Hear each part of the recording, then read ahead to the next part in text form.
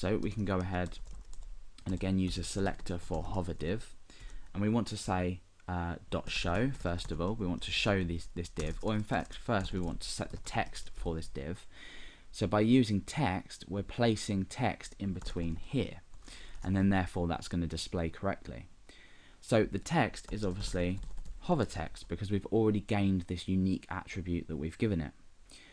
Then we want to go ahead and show it, and what this will do is it will just modify this display property to actually display it. So what we're doing is on mouse over, we're grabbing the hover text attribute which we gave inside the link here. Then what we go ahead to do is, let's just bring this down, is set the text inside of our hover div and then show it, and then bind or change the CSS properties of the hover div to the current mouse position.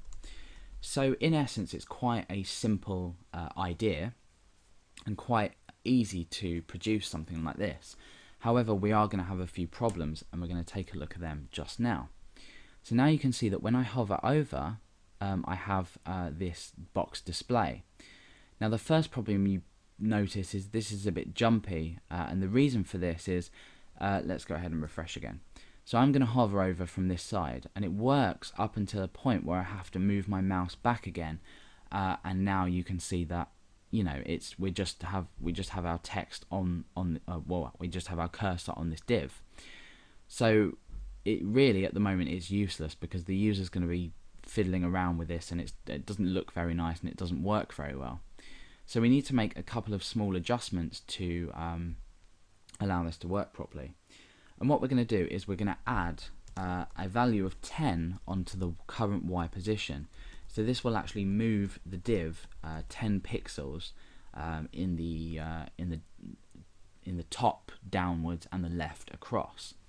So now that I've made this small change by just adding 10 onto each of these properties, now when I hover over, you can see that it doesn't affect it. It doesn't.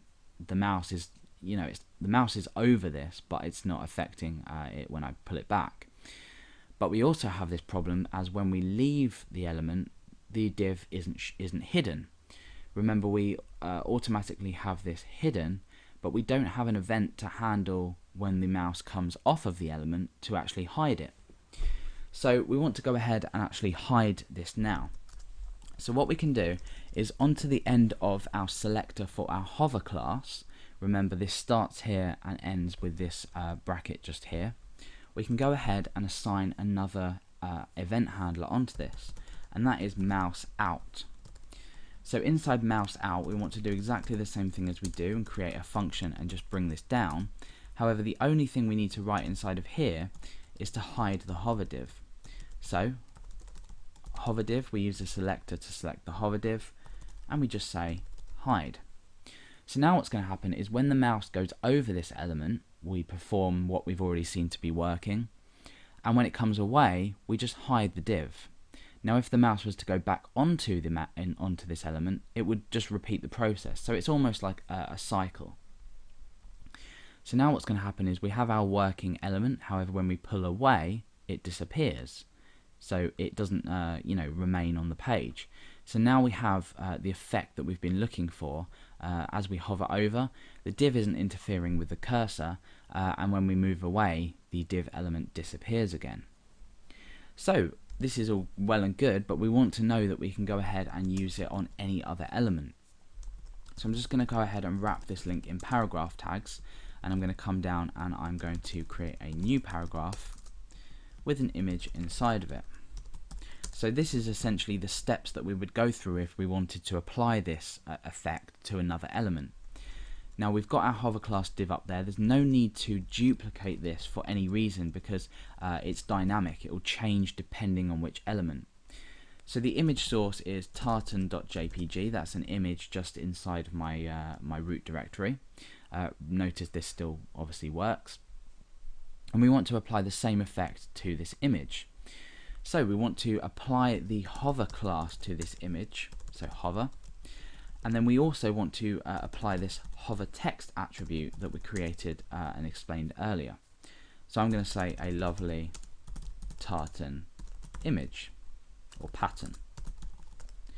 So now that we've done this, we've just simply created an image, and the only two things we've done is applied this class to it, which is picked up here, and we've then gone and applied this hover text, which is picked up here. Remember, using this, so we're using a unique attribute for a particular element. So let's go ahead and preview this. Our link works as it would.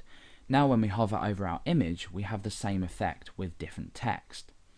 Now let me just explain quickly the process that, again, if you're not too sure on this, the process that this goes through.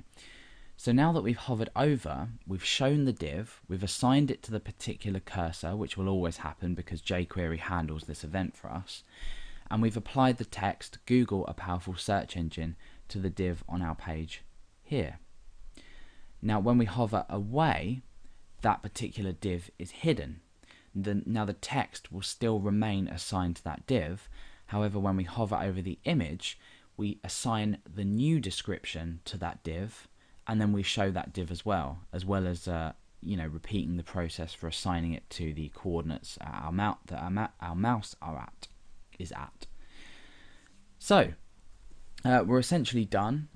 If, like I said at the start of the tutorial, if you wanted to go ahead and apply this to your own website, all you would have to do is go ahead and include this hovertext.js file on any page that you'd want to use it, or in a global JavaScript file that you might be using for your website. Obviously you need the use of jQuery, and all you need to place on your page is this div element here, but then again you could go ahead and probably include it on another page or something. So that was an extremely simple way of creating a hover over description using jQuery, but we've tailored it to make sure that it works properly and looks okay, and most importantly we've made it so we can use it with lots of different elements.